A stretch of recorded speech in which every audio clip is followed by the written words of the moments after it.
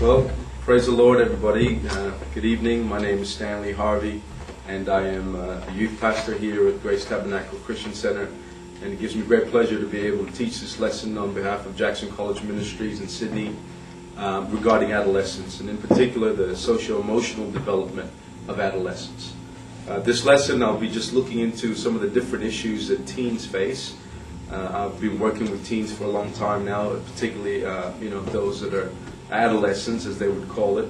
And it's I guess the only kind of knowledge I have is just working experience with them, and also in my studies with the Wesley Institute regarding a lifespan or human development.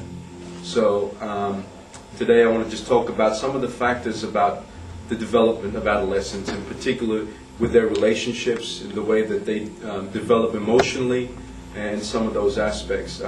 Of course, it's not going to be a completely biblical kind of study, although we will read through some scriptures and we will apply it to what's sort of required, particularly in the church today, in regards to teenagers and young people. And so I'd like to start off by giving a definition of adolescence. Adolescence comes from the two Latin words, ad and olesco, which means of and to grow. So to grow of. It's basically, in English, it's translated to say a time of growing, a time of maturing and transitioning from childhood to the place of adulthood. It is also another definition, the state of growing, applied to the young of the human race, the youth, or the period of life between childhood and manhood.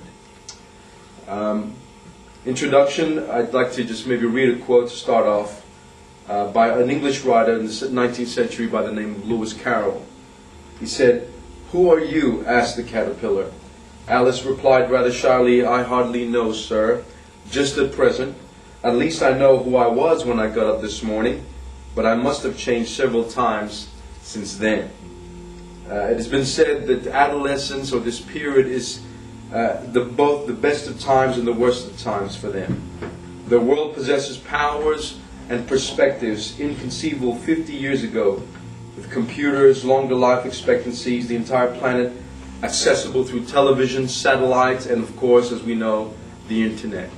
So I was listening recently to another youth speaker, and they were saying how some of these, the older citizens of our society today, were saying, I'm so sick and tired of these young people always whining and complaining.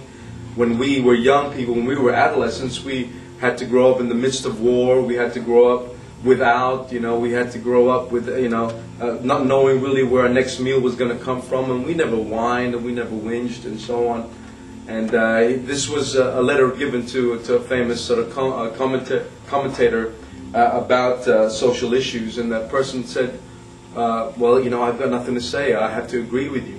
But there was one young lady that wrote to this commentator, this famous commentator, and she said, I admit that, it was hard for those people back in those days. During the war era, they had, little material stuff. They had, a sense of instability with war. But let me tell you about what we're facing today. I don't believe it's much easier. I believe we have a reason why we're whining. She said, most of my friends are all grown up in divorced families. Some of my friends have grown up with abuse, child abuse. We've grown up in an era where everywhere we turn on the television and computers, and there is some kind of pornography or some kind of filth that's vying for our attention, the attention of young people. We're growing up seeing on ads everywhere, in the billboards, on the television, about how we ought to eat this and to eat that, and buy this and buy that. And so she went on about how all of these things are affecting young people today. And she said, now, I believe there is a reason why we can whinge and we can whine. Even though it might have been hard in certain periods, but it's also very hard for us today to live a moral and a pure life because of all these things that's vying for our attention. And so it is the best of times and the worst of times. Adolescents feel like they will live forever. That's the sense that they have. Emerson wrote about them. He said, they clothe themselves with rainbows and go brave as the zodiac, flashing from one end of the world to the other, both in mind and body.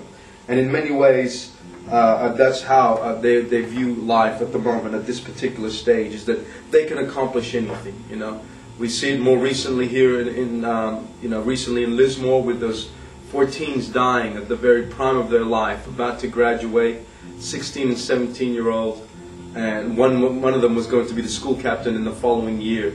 And I could sort of understand what they might have been going through. You know, driving home from a party, just feeling that sense of excitement, being with your friends, having the world, as they say, is your oyster, and you have that sense of just joy and exuberance at the prospect of what might be in the future. And that's the sense that they probably would have had, and never probably expecting something so tragic to occur, something so horrendous and so heartbreaking to happen. Most adolescents don't foresee that. They don't really see that. You get, on the rare exceptions, those that are responsible and that are mature, way ahead, of their age groups. But most adolescents would just have that sense of excitement. They just want to conquer the world. That nothing's too hard for them. That their bodies, seem like they will never break. That they'll never get sick.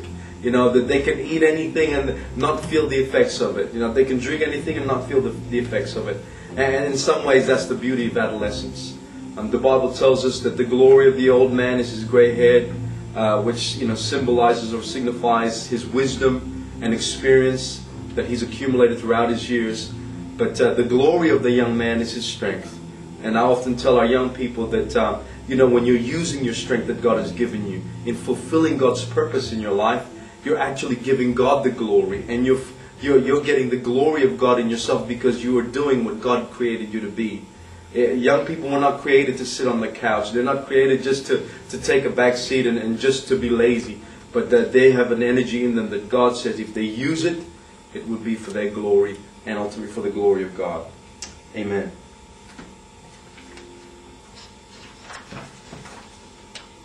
So, the nature of adolescence. Traditionally, adolescence has been viewed as something that is difficult. It's a period of crisis. It's been a period of rebellion. That's been the traditional view of adolescence, that it's a period of deviancy, a time of pathology, and a time of rebellion. But developmentalists now, today, particularly lifespan developmentalists, are viewing adolescence in a more accurate perspective as a time of evaluation, a period of decision making, a time of commitment, a time of being able to carve out a place in this world for themselves. In 1904, G. Stanley Hall proposed the storm and stress view, that adolescence is a turbulent period charged with conflict and mood swings. Today's adolescents face demands and expectations that appear to be more numerous than those faced by teens only a generation ago, as I said earlier. Perkins and Borden says, although the majority of pre-adults experience the transition from childhood to adulthood most positively than is portrayed by many adults and the media, too many adolescents today are not provided with the adequate opportunities and support to become competent adults. And I think that statement from Perkins and Borden sort of captures our attitude as adults, as youth workers, as pastors, as those that are ahead of the adolescents in a way, as some kind of authority figure to them, that we need to view them not as deviants, not as uncontrollable and they're just going through that phase, but we need to get them at that stage. We need to be able to reach them at that stage and with all of our energies be able to provide opportunities for them in terms of policy making, in terms of creating programs, and in terms of mentoring and services, so that it gives them opportunities for them to grow and take on responsibility that hopefully in the end they will be able to navigate to a secure and to a satisfied and fulfilled adulthood. Praise the Lord. In many ways, teens are presented with a less stable environment than teens a few decades ago. For example, high divorce rates than ever before. They see high adolescent pregnancies. They see increased geographic mobilities. People are just moving all the time. I know some people that within 1 year they've moved to 2 different or 3 different residences. And so it creates a sense of instability. I remember as a child, my father was stationed in many different places around the world, and I got to a stage where I felt kind of reluctant to make really long-lasting relationships because I hated the pain of having to say goodbye to really close friends. But now it's a greater reality, being in a global village as we know it. There's higher suicide rates, more than ever before. And Australia itself tops in the top 3, and many times it's topped in the top 3 in high youth suicide rates. And so much of the trajectory of the path that adolescents take are influenced by such factors as ethnic, cultural, gender, socioeconomic, and lifestyle differences. And these are the factors that are going to determine some of their paths that they're going to take. Although I'm not going to be talking about physical development, I just want to make a comment about some physical development that young people go through. Obviously, we know puberty, the hormonal changes in the body that begins to occur. But what's startling today is that the age of puberty is now younger than it was many, many years ago. Before it was, the age of puberty was from the age of 12 to 16. Now they say that the age of puberty begins at the age of 8 to 10 years old. And with this rate, the way it's regressing, they say the statistics say that by the year 2250, toddlers will begin to develop pubertal changes. 3-year-olds will start to have a deep voice. Toddlers will start to grow pubic hairs, stuff like that. But that's just going at the rate of the way the rate of puberty is regressing. And that's in the year 2250. So it's a long way to go. I'm not saying that it's going to happen in the next 50 years. But already there's a change. You can see just from 20, 30 years ago, there has been a change. And so in the socio-emotional development, socio-emotional basically means the way that we relate, our emotional development and the way that we relate to one another. God created us as spiritual creatures as it relates to Him. And He created us social creatures as it relates to one another. And so, particularly with adolescents, this is a very, very crucial period. And this is why I've decided to focus on this, because there are a lot of issues that pertain to this part of adolescent development. There are 5 things that I want to go through very briefly tonight. First of all, there is a self-esteem and identity. There are families, peers, there's culture and adolescent development. And then there is the adolescent problems, which is quite prevalent today in this age, and we see it in the media all over. But first, I want to look at self-esteem and identity. In one study, the self-esteem of adolescents declined remarkably more so for girls than in boys. So when what may seem like a healthy, normal child growing up, all of a sudden they hit the age of adolescence, and all of a sudden their self-esteem starts to, if not fluctuate, really decrease. Because they start to become really inward focused at this stage. And they start to look at themselves and compare themselves with others. But more so for girls than it is for boys. Research indicates this. And some of the experts believe that the reason that is because girls tend to mature physically a lot earlier than boys. You'll see girls 12 or 13 who will start to shoot up in their height, and they're taller than some of the boys, and they start to develop more the adult physical features. Their breasts will start to grow and so on. And so the reason why the self-esteem would lessen was because they start to look like adults, and people might start to treat them as adults, but yet they're not quite equipped to take on those adult responsibilities. They're not quite ready mentally or emotionally to act as adults. And so that's why you may have some problems with teenage girls who would act up, and because of that change, because of that esteem and that identity that they're trying to create and form. This is considered to be the 5th stage of Erik Erikson's theory of human development. This stage of adolescence is called the stage of identity and versus identity confusion. He says that adolescence is a time of finding out who one is, what one is all about, and where one is headed in life. During this period, worldviews become important to the individual who enters what Erikson calls psychological moratorium. So worldviews become very, very important. This is where some of their worldviews will be formed and will stick with them for life. This is where they will see everything. During this period, this is where they determine how they're going to view life. And they often fall into this psychological a moratorium. This is basically his fancy word for saying that gap between the security of childhood and the autonomy of adulthood. They are in that period. They're no longer totally secure in childhood because they don't want to be, coddled by their parents. They don't want to be necessarily reliant on their parents altogether. They're trying to find their own feet in the world. But at the same time, they're not quite ready for the autonomy and responsibility of adulthood. And so there is this gap, or some people would call it a crisis.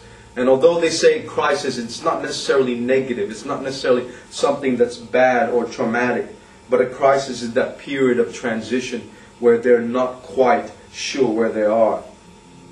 And so this confusion takes one of two courses. First, the individuals withdraw, isolating themselves from their peers and family, or they lose their identity in the crowd. So they usually do two things. They either, when they go through this period of confusion, they will either act out or externalize, or they will internalize. They will begin to look within. And some of the ways that the young people externalize: violence, gangs, they get into crime, graffiti, all kinds of things. They just act out. They drive recklessly, they speed, or they do things that are just really violent in nature, something that they act out. And if they internalize it, usually we will see that in psychological problems, behavioral problems, and disorders, eating disorders, for example, depression, self-harm, suicidal tendencies. And those are the kind of things that young adolescents would generally get into when they begin to internalize this period of confusion, this psychological moratorium that Erickson talks about. And so this is why gangs can be so appealing to a lot of adolescents. I know particularly where we as a church is located, we find ourselves in that period where we see a lot of teens, even if I could say teens in our own church, are getting involved with gangs. Because when they're not able to define themselves, when they're not able to really clearly map out their identity, they find that gangs become so appealing because they can lose their identity in the gangs. They don't have to no longer grapple with the issues of, oh, who am I? Because when they're in a gang, their identity becomes absorbed in the gang. They're just one of the gang members. When they ask them who they are, I'm this gang member, I'm from this gang, I'm that gang. And so they don't have to deal with their own issues of identity. And so that's why it's so important for us here in the church to be able to cater for young people in that particular area, and in creating an identity for them, a positive one, where, and they say, well, we shouldn't have cliques in the church. But you know what? Not all cliques are bad. Not all cliques are negative. In fact, for adolescents, cliques can be very, very helpful and very, very positive. If you can create a clique of good, wholesome teens and Christians who love the Lord, and they can become a part of that, and then they can conform so much easier than if they were on their own. On their own, they're constantly searching for something. It's so hard, I remember as a teen, to be able to stand up for your own self, to be an individual. I remember becoming a born-again Christian when I received the Holy Spirit when I was 16, 17. And it was my final year in high school. And I thought I could live for God, but it was just so hard in school. It was just so hard to say I'm a Christian. And it didn't take till I was an adult that I was able to have guts enough to sort of leave my friends and be able to stand up for myself. But I know if I was in a school where there was a clique of young believers who believed the same as me, I know it would have made it a lot easier for me. So conformity, cliques, they're not all necessarily negative for adolescents. They can be very, very useful tools for us as youth workers and leaders. Praise the Lord. So what is important about identity in adolescence? It is also something important for us to know that for the first time, it is at this stage that the adolescents are able to physically, cognitively, and socially advance to the point of being able to sort through and synthesize their childhood identities and identifications to conduct a viable pathway to adult maturity. Children just don't have the capacity. They just don't have the mental capacity to be able to do that. But once adolescence occurs, they are now formed their brains to be able to sort through, to be able to argue logically, and to be able to hold tensions within themselves of who they are and who they ought to be. And this is so critical for us as Christian workers with young people. Surveys done by the Methodist Church, I know, which is different from Pentecostal Church, obviously, but it is some indication in some churches that the highest percentage of conversions came from 12-year-olds. 12-year-olds. 70% they said that would give their life to the Lord. It was between the ages of 10 to 15. 1%, 19 years old. 0.75%, 20-year-olds. And between the ages of 21 to 45, there'd be 2.25% of people that would give their lives to the Lord. Another survey indicates that the chances of salvation for the age ranges are between 18 to 25. The chances of them getting saved is 5,000 to 1. For the ages 25 to 35, the chances are 25,000 to 1. From age 34 to 45 years old, 80,000 to 1. And for 45 to 85 years old is 1 million to 1. Now, that's just stats, okay? But I do believe it reflects some reality that we have to understand that these young people, the adolescent period and age group, is our greatest harvest field. It is a period that we've got to reach them. It is at a stage where they're trying to find their identity, and if they don't find an identity in Christ, they're going to look somewhere else. They're going to look at what the world is feeding them. The media is bombarding them constantly. Their senses are constantly being bombarded to find this way and that way, to assimilate to a lifestyle that the world is telling them that they need to assimilate to.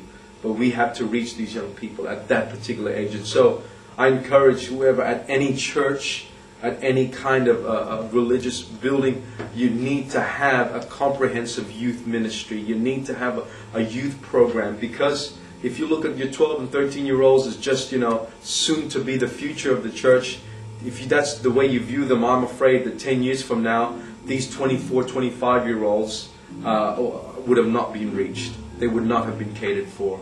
And we have to understand that's what they're grappling with. Even myself, as growing up as a teen, for example, let me take, for example, pornography. It wasn't as easily available to me. You'd have to go into a shop. You'd have to drive somewhere. You'd have to try and be inconspicuous. But now at the press of a button, these young people at the age of 6 and 7 are being exposed to things. And so those are the things that they have to grapple with. Yes, I believe they've got more opportunities today than ever before. They have the ability to learn from the internet. They have the opportunities to be educated. And they have it, though. They have so many things in store for them. But they also have to battle constantly against these things that are just coming for their attention. And so we have to reach them. In Proverbs 23 and verse 7, the Bible says, in regards to identity, for as he thinketh in his heart, so is he. As a man thinketh, as he thinketh in his heart, that's what he is. And so identity it's about who you are. It's about understanding yourself. And so if they come to understand who they are, that will set them for their adult life from adolescence. And let me just also read some other statistics. The age of permissibility in Australia. This is interesting. Between 10 to 15 years is recognized as a period of puberty at the moment. At 12 years old, they have to pay the full price at the cinemas. They're paying adult price. But yet, they're not earning adult wages, and they're not quite having the adult responsibilities. At 15 years old, they can watch movies with MA ratings, which, only at 15.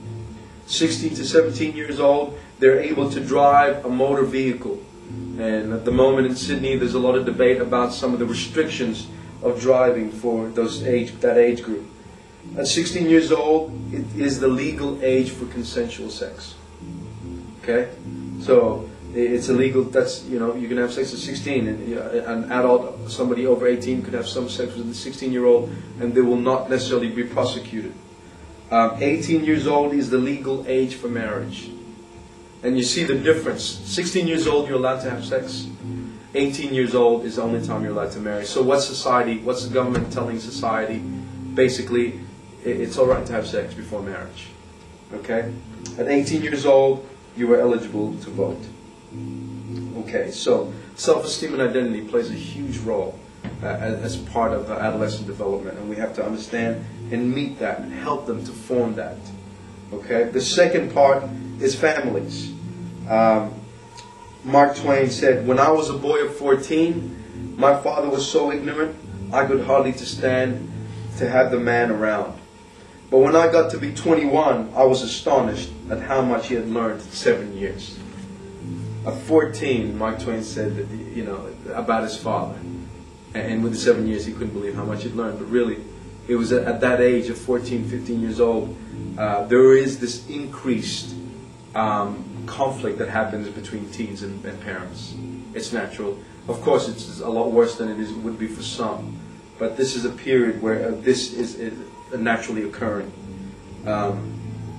This perceived conflict between adolescents and parents. Early adolescence is a time when conflict with parents escalate beyond childhood levels. And they say this increase may be due to a number of factors. Firstly, biological changes of puberty, cognitive changes involving increased idealism and logical reasoning, social changes focused on independence and identity, maturational changes in parents, and expectations violated by both parents and adolescents. The adolescent compares herself to an ideal standard, her parents to an ideal standard, and then criticizes their flaws. 13-year-old tells her mother, "That's the tackiest looking dress I've ever seen." 14-year-old boy, "What do you mean I have to be home by 9 p.m.? And so there's this conflict because now they feel like they're adults, they're grown, and they're able to think, they think that they know everything. That's kind of the view generally. And so there is that conflict that begins to arise. But national longitudinal study on adolescent health of more than 12,000 adolescents say that those who did not eat with dinner with a parent 5 or more days a week had dramatically higher rates of smoking, drinking, marijuana use, getting into fights, and initiation of sexual activity. In another recent study, parents who played an active role in monitoring and guiding their adolescents' development were more likely to have adolescents with positive peer relations and lower drug use than parents who have had a less active role. Don't let anyone fool parents to think that if you just leave the kids alone, let them be, that they're going to be okay, that somehow they're going to find it. The more parents are involved, the more adults are involved in the lives of teens. Not to say that we have to be overly intrusive and then control their lives, but to know what's going on, to have that communication open where they're able to talk and they're able to relay everything that's going on in their hearts. It will help adolescents to succeed through that period. It will help them to identify and to find a support group. Families is the greatest support groups that adolescents could have. Even though sometimes with their own actions and words, it may seem like that they are against their family, that they don't want to be a part of it, that they are finding their independence and really don't need it. But in their heart of hearts, they do desire to have that support and security. I remember as growing up, in a broken home, my mom left, and I would see some of my friends that had both parents, and I could literally see the defects that I have in my own character and personality as compared to theirs. And I didn't make a big issue about it, but I knew that there's something missing about me, and I could see that in them they had a greater sense of stability and security.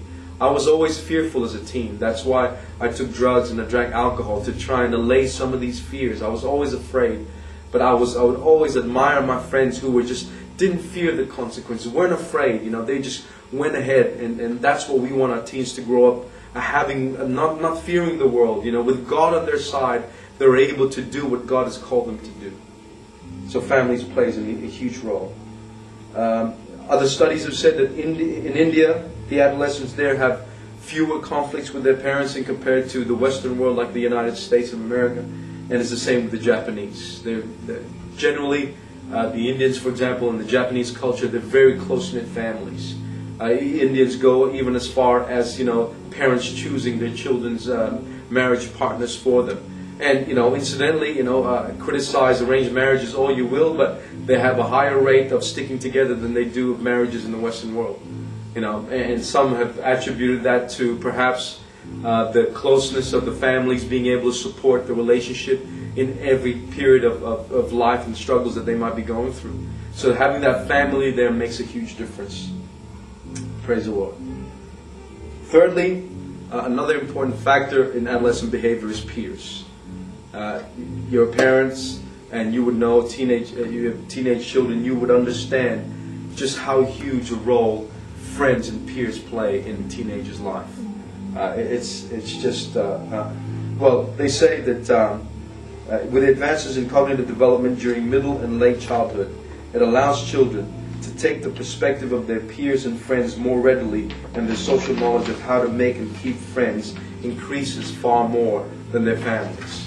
So don't be surprised if you're a parent and your teen would rather believe their friends than they would believe you. Would rather think that their friends are smarter than you. That's generally because to them they hold their friends in such as high esteem. It is so important to them. Even if their friends are wrong, they will easily forget any wrongdoing that their friends have made because they see their friends as somebody so important to who they are. Harry Stack Sullivan said, he was one of the most influential theories to discuss the importance of friendship.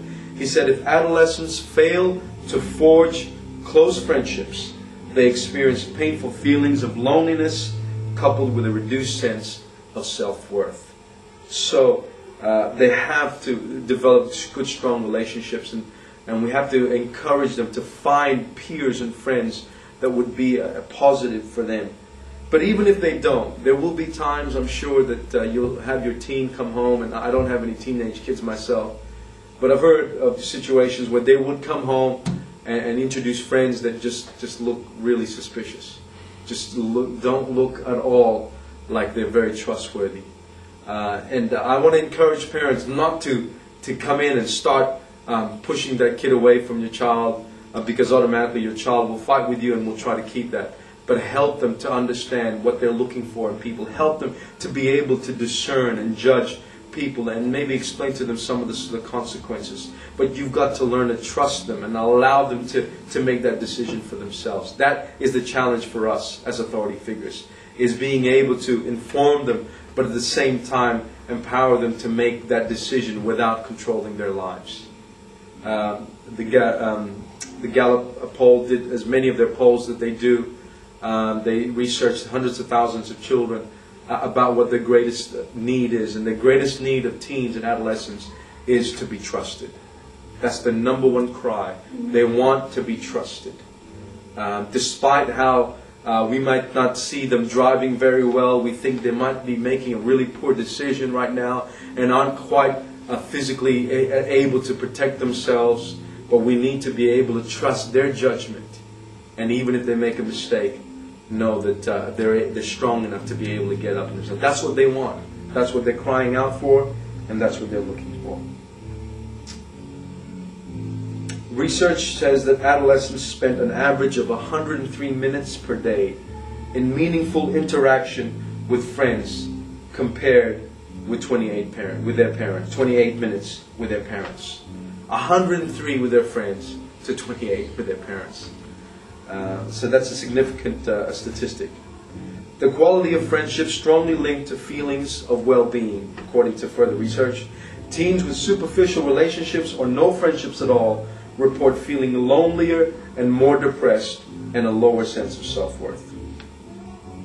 And again, there is this negative aspect about peers called peer pressure, which we all know very well and is well documented. But they say that not all peer pressure is negative, as I said before. Not all conformity to belong to a group is negative. Investigators have found that conformity to peer pressure peaks at the 8th and 9th year, where they may be influenced to steal, to act out, to do crime, do graffiti, and so on. It's that stage, 8th and 9th year. All right. And so, again, it relates back to their desire to wanting to be part of a crowd. We see that in society today. They have all these gangs and crowds now. I was speaking to a teenager today, and they were telling me about this gang, it's become a gang now. Before it was just like a subculture called emos. We have them in Sydney. I don't know if you guys ever heard of them. Emos. They're more emotional. They're what's called emotional. They listen to punk rock music, and but at the same time, music that's quite negative about suicide, and they become very in touch with their emotions. They have a certain way of doing their hair. They have certain clothes that they wear. And so they're called emos, and they're now officially a gang. There's another gang of lads now. They're called the Lads in Sydney, where they have teens who are rejected by other gangs who they don't really belong anywhere. And so they form their own gangs and basically try to be cool and look cool. And so it peaks at that age. It's just so appealing to teens, to adolescents, of these different gangs. It fascinates them. It really draws them, and they want to be a part of that. Because, again, it comes down to their identity and also their peers, their friends, what their friends are doing, and being and having that sense of belonging. This is also a stage that they start to date, and they start to have relationships. They start showing interest in somebody. Usually at the age of 12, they start showing interest in somebody of the opposite sex. But they don't begin courtship until they're about 15 years old. And that's when they sort of have the guts enough, and the hormones are driving them enough to be able to have the guts to go out with somebody. Okay, so peers are very, very important in adolescent development. Okay, we're getting there. Maybe if we could just close that door, brother.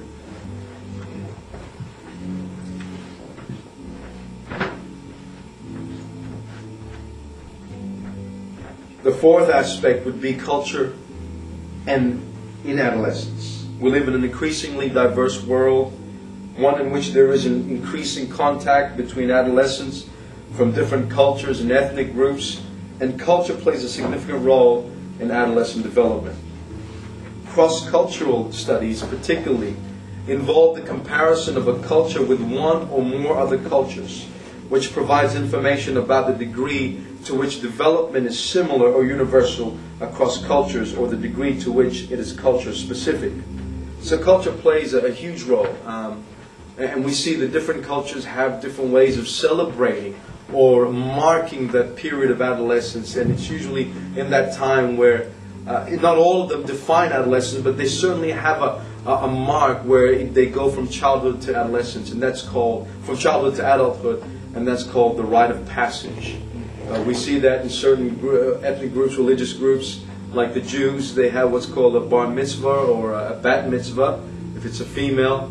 Usually at the age of 13, they have a great big celebration, and it is at that age that they officially recognize that young man to be a man of a man that's able to make his own decisions in life. Of course, there are limitations to that. And some say that with the Jews it's also at the age of 30, but the age of 30 is when they're able to become a mentor or a disciple of a particular rabbi. They're able to take on that role.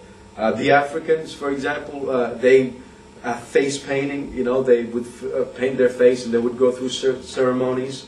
Other tribes, it would be such a variety of ways in Africa, and I've seen other tribes where they would take their 12, 13-year-old boys, and they would take them out into the jungle for a whole 24 hours and go out and to hunt and have to survive for themselves.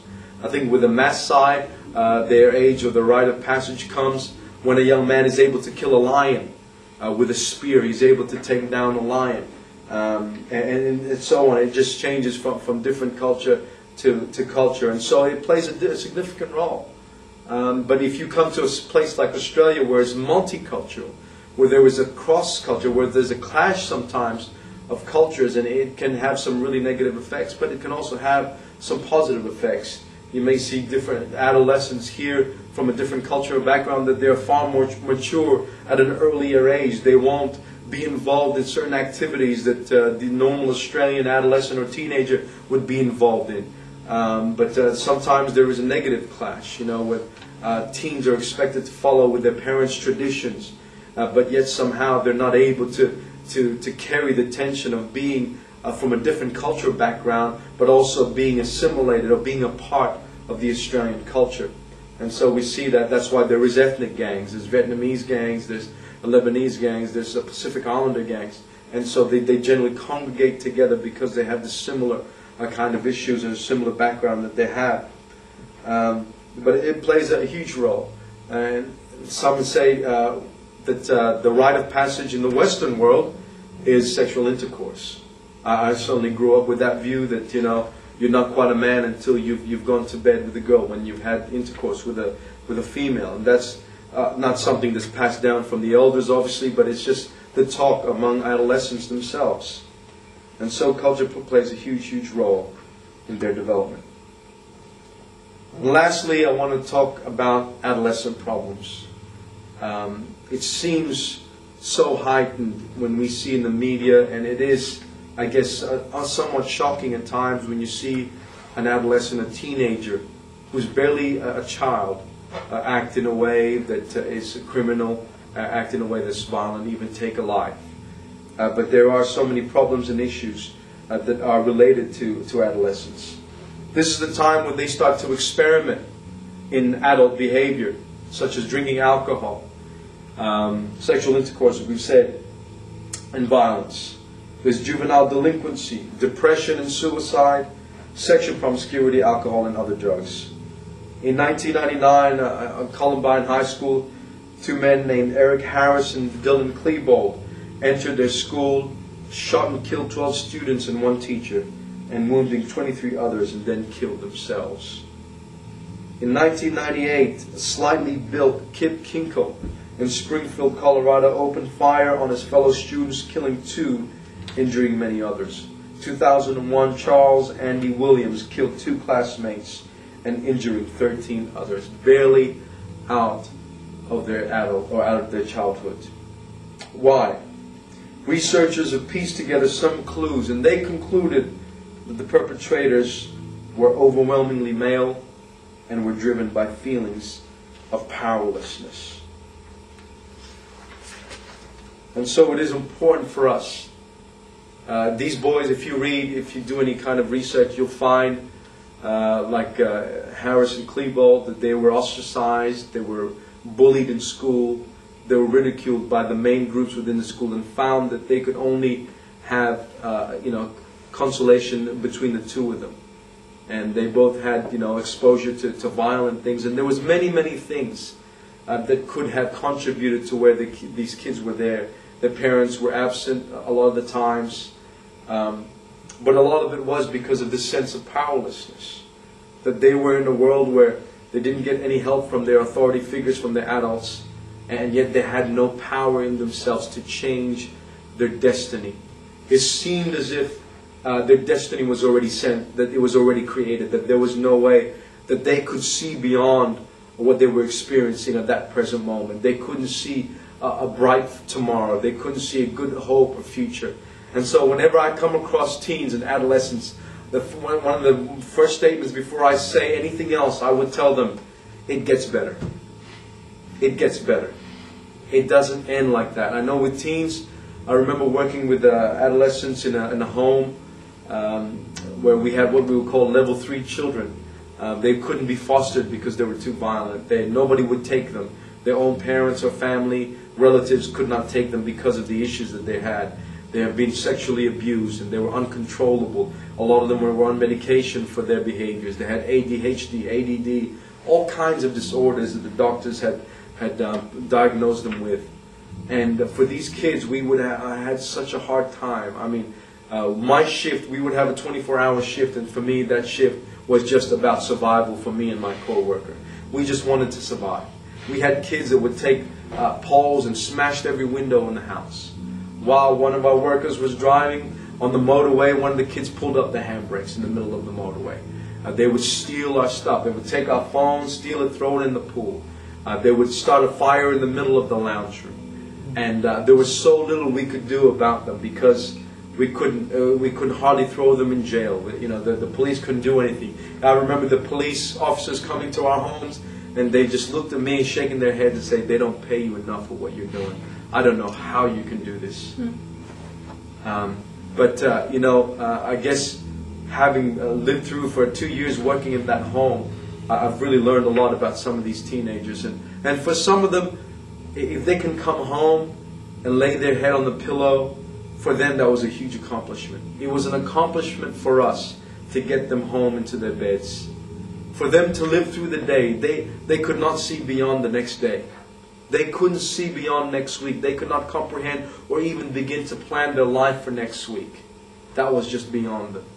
And I guess that was a combination of a really horrific conditions and backgrounds of abuse, but also that change of adolescence that's happening in their lives. And so it's a very, very trying period. It's a very, very difficult period in the lives of these young people. And so we have to try and see that it is a time where adolescent delinquency is very high. The opportunities for them to commit crime is there. National longitudinal studies of adolescent health show that secure attachment to parents, living in an intact family and attending regular church services. This is not a religious study, but a secular one. Attending regular church services with parents were linked with lower incidences of violent behavior in 7th through to the 12th grades. Again, recently we've seen 13, 14-year-olds, 12 boys abusing a mentally delayed girl over in Victoria. It's just shocking. Setting her hair on fire, sexually abusing her, and then making a DVD out of it to sell it, not being afraid if they were recognized on it. And when I saw that again, I just see what teenagers are capable of, and particularly in this day and age. You know, we see technology, it's making life better in some ways, but technology is also being used for abuse and being used to do some really negative things. But if we have parents and we can lead these young people, these adolescents, to a knowledge of God, to church somehow, there was a statistics should, I don't need to, I'm preaching to the converted here, to those that are believers that know what a positive influence church and having a relationship with God is. But statistics themselves indicate that it makes a huge difference. James Garbarino said that there are a lot of ignoring going on, where parents do not want to acknowledge what might be a very upsetting reality. So I just want to conclude today those 5 things about adolescent behavior that we need to keep in mind as we help them to find their identity, their self-esteem, as we help them in their understanding of their families, of their peers, and of their cultural background, and and also of the violence and the problems the teens also face. These are some of the issues that we have to grapple with. But if we can successfully, as I said in the beginning, navigate them to a place of responsibility to say, hey, these changes are normal, they're going to happen, but they don't have to be miserable. They don't have to produce negativity and detriment in your life. Then we can see healthy adults. I certainly, for one, am standing before you to say that I didn't have a healthy adolescence, but it had not been for the grace of God, I'm able to get a job, I'm able to have a family, I'm able to lead my life in purity and holiness the best that I can. But today I still have friends that I used to run with and that have just gone lower and lower and lower and be more and more degraded. I just want to end with a scripture in Ecclesiastes chapter 11 verse 9. Rejoice, O young man, in thy youth, and let thy heart cheer thee in the days of thy youth. And walk in the ways of thine heart and in the sight of thine eyes. God is not trying to make life for adolescents miserable, but basically He's saying rejoice. Do what I've called you to do. Enjoy what's in your heart. Be a young person. Walk in the ways of your heart. Do what you want to do. What comes into you, that sense of spontaneity, that sense of excitement that teenagers have, do it. God said, I'll put that in there. I want you to do it. But then He says, but know this, for all of these things that you do, God will bring thee into judgment. And so He concludes it by saying, but do these things in perspective, with a sense of perspective. And perspective is that there is a God that you have to answer to. We can live our life not so that we can be miserable. God didn't intend it for that, but so that we can be living a full life, an abundant life in Jesus Christ. But whatever we do, we almost keep in perspective that we have a God that watches over us and sees us. And if we can instill that in young people, I believe we will have the next generation that is burning bright in the zeal and love and passion for the Lord Jesus Christ. Amen. Any questions? For the self-esteem and identity, you mentioned gangs. Now, gangs you particularly refer to the same age group raging around, or do you mean community groups, e.g. like football club, sailing club or something like that, where you get different people of different ages, or do you mean particularly people of their same age? Usually, particularly people of their same age. Okay. I mean, there's usually in gangs those that are a little bit older. They will have an age range between 13, they start, all the way to 18. Even those that are in their 20s, may head a gang.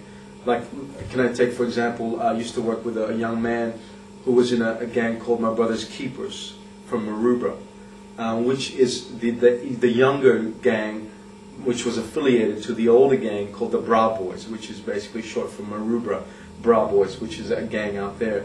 And so My Brother's Keepers was another gang that was affiliated. They were almost like a feeder gang into that. And a lot of them were they played football, they were in groups as well. But I guess I'm speaking more specifically with the age groups or with ethnic groups, some kind of, determining sort of a characteristic that they have either with age, ethnicity, or interest. Yeah, the skinheads, for example. But some of them, are different age group, particular areas. They would have the Bird Blues, the Bird Boys. They would have, local area gangs and stuff. And generally, like clubs and stuff, they would also seek to belong to that, which is also can be very, very positive.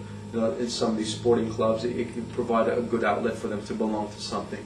But if they don't belong to some kind of organized institution, then they generally tend to find sort of the lower levels of these groups like gangs itself. Yeah, thank you.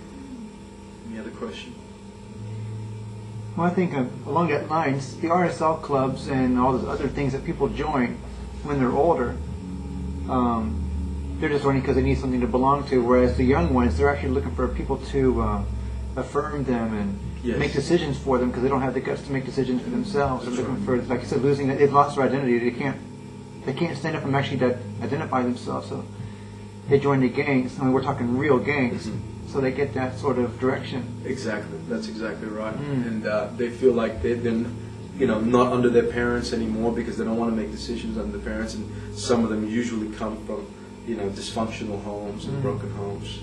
And certainly, they don't have to take on the responsibility of having to make decisions of what to look like, what to wear. It's simple things as that. When they become a part of the gang, they absorb all of the identity of the gang in every way. But that's very true. Thank you, Mother. Definitely. Music has a lot of yes. as well. They often gravitate to the people that like the same kind of music, dress in that style of expression, like heavy metal, that sort of thing. Unfortunately, that's something badly for us today. Or they like a motorbike games, anything to do with bikes, that sort of thing. Something that have a common interest in that they just get together. Definitely, yes, absolutely. Music is a huge part, and we see that even with gangs, listening to different types of music, and I think, and we need to also utilize music as well for our young people to be able to reach them. I guess we can't cater for them with our old traditional hymns anymore. We need to have music that's suited for them, but it's a powerful force, absolutely. Particularly with teens, it's a powerful force. People like Eminem, that are making inroads into the youth culture. It's just huge, and how they've just taken on that kind of identity as well. It's just affected them so much. But music that's relevant, that's certainly so important. Absolutely. And this whole thing's about the socio-emotional development, and they're developing their, listening to all the stories you're giving us and all the examples, like they're developing the formal operations. They can actually think wiser now.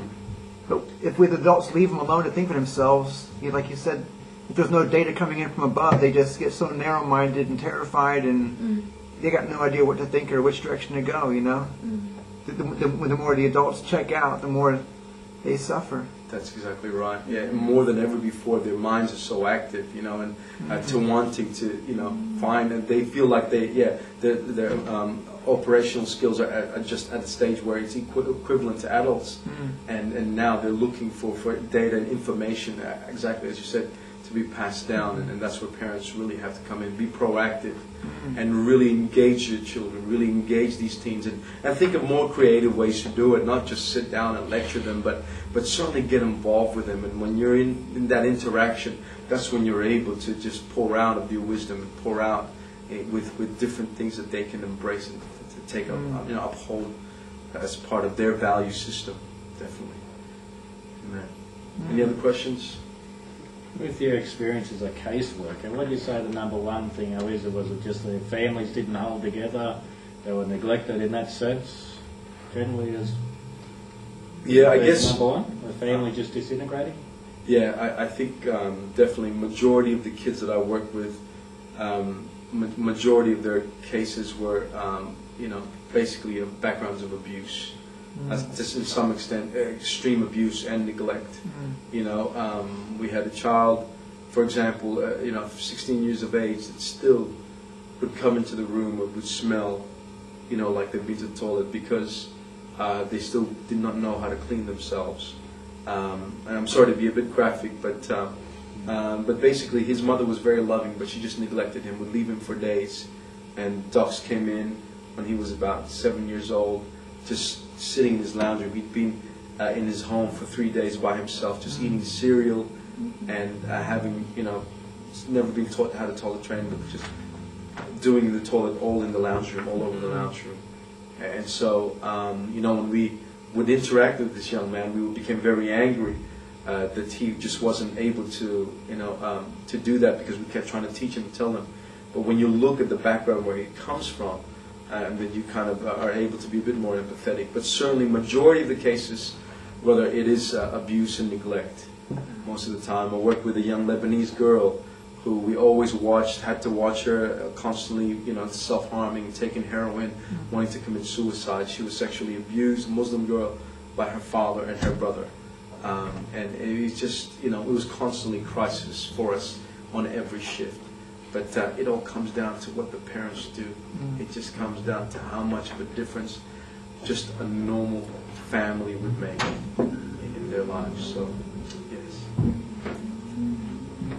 Any more questions? Just a refresher for the number one. You have the age groups like 18 to 25 was 5,000 to 1, and I got the last one as well, 45 to 85 was 1,000,000 to 1. What were the in between ones? 25, 35. 35, 45. That's interesting, really. Interesting. 25, 35, 25,000 to 1. Yeah. And 35, 45, I think. 35, 45 is 80,000 to 1. It's amazing, though, isn't it, when you look at that? Yes. I figured it was that sort of like that. Yeah, I mean, it may be slightly different for the Pentecostal movement. We are one of the fastest growing movement within Christianity. So it may be slightly different for us, obviously, but I for one, was saved in my youth. Brother Slack was saved in his youth. Brother Richard, and in fact, most of our leaders saved in their youth. A lot of people I know here today would have been exposed to Christianity at a young age.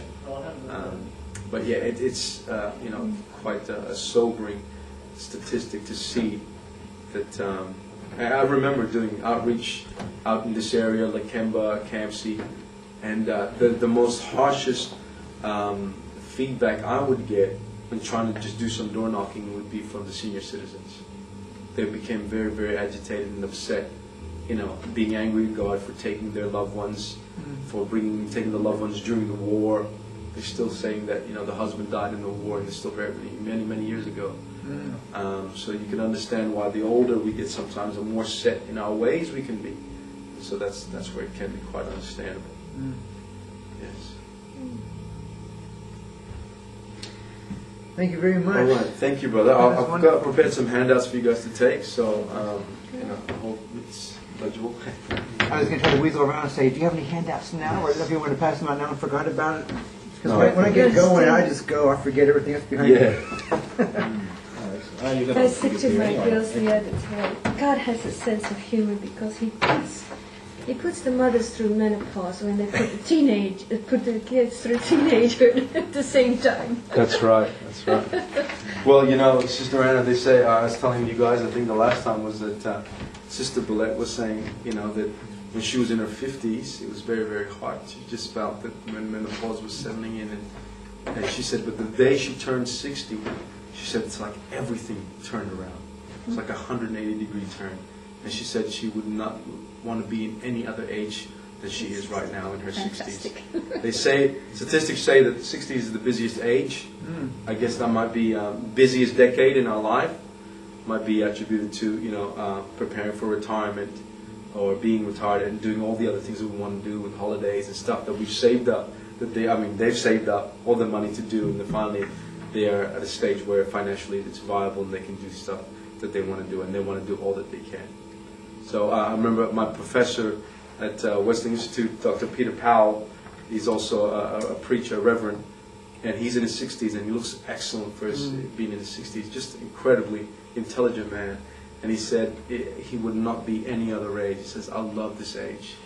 I wouldn't trade this stage for anything. So it gets better. Thank you.